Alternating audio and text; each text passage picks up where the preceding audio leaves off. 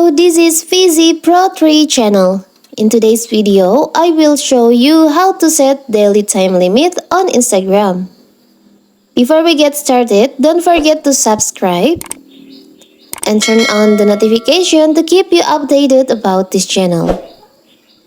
So, let's go! If you find yourself spending excessive time on Instagram, here's how you can set a daily time limit on Instagram. So first of all, of course, we have to open our Instagram app. Now click on your profile and then tap on the up right corner, the three lines over here. Tap on settings and privacy. Tap on time spent. You can see there's a daily time limit.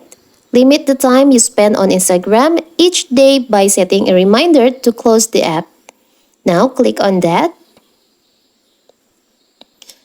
Now you can choose the time limit. I will choose every 30 minutes. Click done. Now, with this feature enabled, Instagram will notify you when you reach your daily time limit to close your Instagram apps. So that is how to set daily time limit on Instagram. Don't forget to like and subscribe and turn on the notification to keep you updated about this channel. Thank you and see you!